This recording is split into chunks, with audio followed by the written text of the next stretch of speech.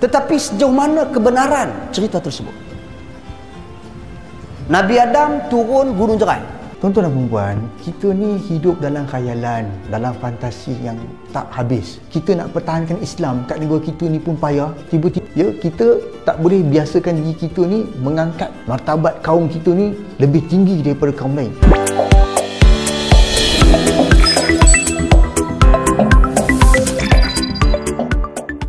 Assalamualaikum warahmatullahi wabarakatuh. Halo teman-teman, jumpa lagi di Aryan M Channel. Oke, buat teman-teman yang klik video ini, seperti biasanya saya harapkan mudah-mudahan teman-teman selalu dalam kondisi sehat walafiat. Amin ya robbal alamin. Jangan lupa dukung channel ini dengan cara like juga subscribe. Baik, di kesempatan kali ini saya akan ajak teman-teman untuk melihat beberapa cuplikan video, di mana salah satunya ada orang Malaysia yang mengomentari pendapat Profesor Malaysia, mengatakan Profesor Malaysia itu hanya sering berfantasi ketika mengeluarkan statement-statementnya. Oke, seperti apa videonya? Sebelum kita berkomentar, tentunya kita akan lihat dulu. Sepanjang saya bacaan saya, sebab kita info tentang alam Melayu ni kita kurang. Kita orang duduk di sini pun kita kurang. Tengoklah tadi pun dah berubah kan info kita. Gunung Jerai itu dulu namanya Pulau Serai. Dia Gunung Jerai itu dia tidak bersambung dengan Banjar Titiwangsa. Yang terpisah dengan Banjar Titiwangsa, Gunung Serai, Gunung Ledang. Gunung Ledang tak bersambung dengan Banjar Titiwangsa. Sebab tu kita dengar cerita Sultan Mahmud kan, nak bina apa, Puteri Gunung Ledang minta bina jambatan, dia tak bersambung dengan Banjar Titiwangsa. Okey. Jadi maksudnya Gunung Jerai itu adalah Pulau Serai. Dia adalah dia adalah air. Tapi ketika Banjir Besar Bina, tapi sebelum itu dia adalah daratan. Nampak tak? Okey, sebab Perak Man tadi kita nampak. Okey. Sepanjang pembacaan saya, kita Arab lah, pembacaan saya kita Arab. Dia mengatakan Adam ini turun di Sarandik. Di tempat bernama Sarandik. Dan kaki Adam tu, tempat jatuhnya kaki Adam tu namanya Baus. Bawauza, Baus. Jadi setakat ni mereka membuat konsensus, saya berdasarkan pada ulama, ia adalah di Sri Lanka. Dan dulu Sri Lanka itu dia tidak terasing dengan India itu. Bila berlaku perpecahan tu baru terasing. Pulau kan tak ada, dia satu tempat je. Jadi di Sri Lanka itu ada tempatnya nama Sarandik itu. Itu yang saya tahu. Tetapi jika ada perubahan muka bumi dan sebagainya berubah, maka Jerai dulu adalah Sarandik. Wallahu a'lam. Saya punya kenyataan saya ini berdasarkan bacaan dalam beberapa kitab tafsir. Dan Sarandik yang disebut itu adalah di Sri Lanka. Dia kata Sri Lanka. Dulu nama Sarandik. Sri Lanka ni baru je dibuat di Sri Lanka kan dalam tahun 17 je. Dulu Ceylon. Sebelum Ceylon Sarandik. Bingung ngomongnya. Itu yang saya boleh buat kesimpulan. Maksudnya kalau nak kata Jerai dengan info tadi, saya tidak nampak. Okey. Tetapi kita tidak tahu perubahan sebab kita tidak ada di perubahan muka bumi. Kita tak pasti itu. Orang tidak tahu kok bilang. Kalau berlaku perubahan muka bumi, kemungkinan betul. Sebab ada 1000 kisah dalam alam Sumatera, alam Melayu ni, yang mana tidak dibongkar lagi. Dan kita jumpa Gunung Padang itu pun ada piramid katanya kan, berusia 10,000 tahun yang silam. Jadi mungkin perubahan sejarah itu boleh berlaku. Dan kita kena ingat, penulis-penulis kitab tafsir ini berbangsa Arab. Dan orang Arab ni dia tak kenal tempat kita. Dia tak kenal. Dia tak kenal dia panggil apa kita? Syarqul Hind. Dia panggil kita Syarqul Timur India. Jadi orang yang tak kaji sejarah ingat India. Sebenarnya bukan India. Sebenarnya India tu ada 2 takrif. Satu dia panggil Insula India, dan satu Peninsula India. Insula India itu adalah kita di luar benua India. Dia panggil insula. Peninsula India di benua India tu sendiri. Jadi siapa menamakan tu? Orientalis, penjajah lah yang bagikan kita. Jadi sekarang ini kita sendiri pun tak tahu siapa diri kita. Sudahlah, kita tak tahu dikit, kita sudah tentu tak tahu kajian tempat duduk kita ni, Gunung Jerai ke apa tu. Jadi pendapat mengatakan Nabi Adam turun di gunung, dia mempunyai reason tertentu. Dan kita mesti menghormati pandangan itu. Ada pun buku-buku tafsir klasik ini ditulis orang Arab. Jadi dia sendiri tak kenal tempat kita. Saya sebagai seorang akademisian, saya kena ikut apa yang ada dalam buku tu. Kalau saya tulis artikel, saya tu katakan semua orang tak terima lah artikel saya ataupun tulisan buku saya.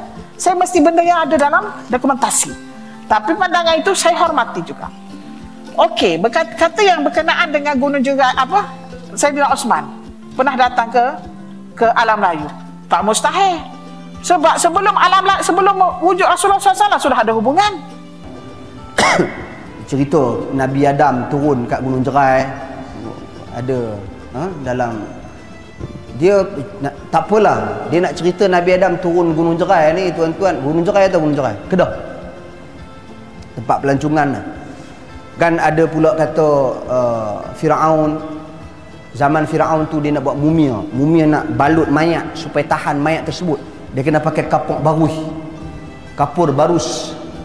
Kapur barus ni tuan-tuan dan puan sekalian, katanya yang terbaik di dunia adalah di Yan, Kedah. Jadi orang Mesir pada ketika itu mereka datang ke Yan, Kedah, mereka ambil kapur barus daripada Yan, bawa balik bungkus mayat di Mesir pada ketika itu. Tuan-tuan, cerita-cerita yang macam ni, saya tidaklah bermaksud nak kata hang pembohong lah apalah. Saya tak bermaksud sedemikian. Tetapi sejauh mana kebenaran cerita tersebut? Nabi Adam turun Gunung Jerai. Itu yang dekat Tibet. Tibet adakan satu tapak kaki bersih besar. Orang Islam sebahagiannya kata itu tapak kaki Nabi Adam. Geng-geng Buddha kata itu tapak kaki Gautama Buddha. Jadi pakat dak berebut ni tapak kaki siapa? Jadi penceritaan, cerita-cerita yang macam ni tuan-tuan dan puan-puan sekalian, banyak. Kita bukan nak menerjah sesiapa, tak. Tapi kita nak biar berbicara soal hal-hal gaib, khususnya hal-hal tentang nabi-nabi dan rasul, dan lebih khusus lagi Nabi kita sallallahu alaihi wasallam, biar ada substance, biar ada fakta, biar ada bukti, dan ia terbina atas keyakinan.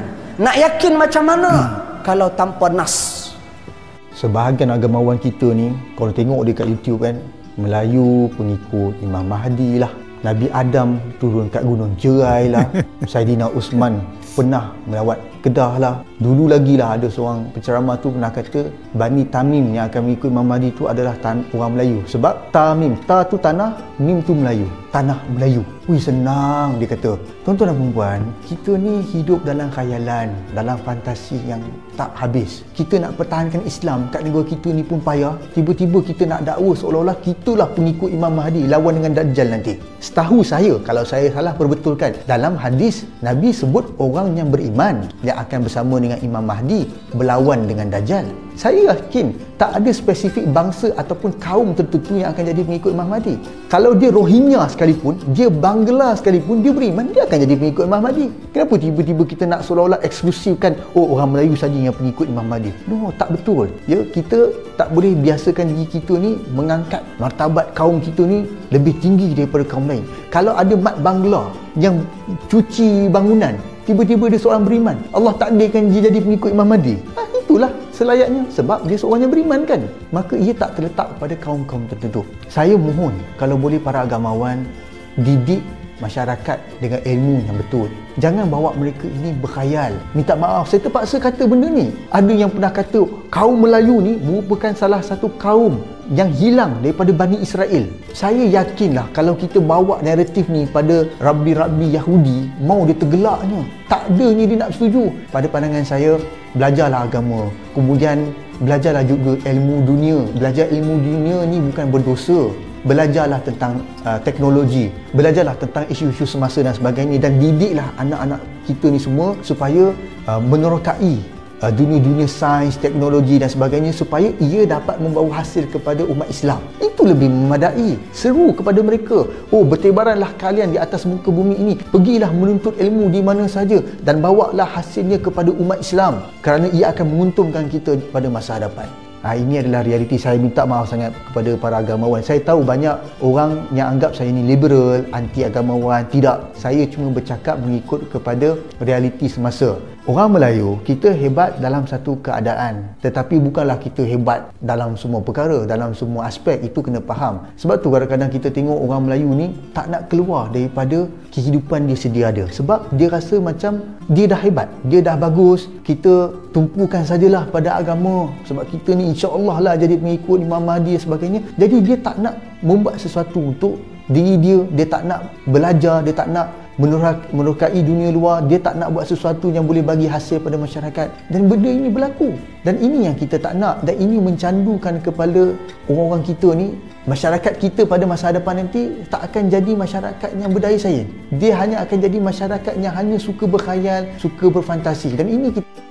Oke teman-teman, ya demikian satu reaksi dari orang-orang Malaysia tentang statement-statement yang diungkapkan oleh para profesor ataupun agamawan di Malaysia yang sering mengagung-agungkan kaumnya sendiri. Dan ini jelas bahwasanya agar Malaysia itu dianggap sebagai pusat peradaban yang luar biasa, yang hebat. Tetapi kalau kita mau jujur, kalau kita mau menilai bahwasanya yang sebenarnya mereka klaim sebagai Melayu itu bukan hanya di Malaysia saja. Kalau kita merujuk pada konsep alam Melayu yang ada di Malaysia, itu sebenarnya menyakupi seluruh Asia Tenggara. Itu yang diklaim Malaysia. Berarti pusat peradaban Melayu yang sebenarnya itu bukan berarti ada di Malaysia. Tetapi para profesor Malaysia sering mengagung-agungkan sejarah yang ada di sana. Dan ini belum tentu terbukti karena rujukan-rujukan yang mereka ambil pun tidak mesti benar. Oke teman-teman, ya demikian satu buah video. Menurut teman-teman gimana? Silakan teman-teman bisa berkomentar. Jangan lupa like and subscribe. Terima kasih dan wassalamualaikum warahmatullahi wabarakatuh.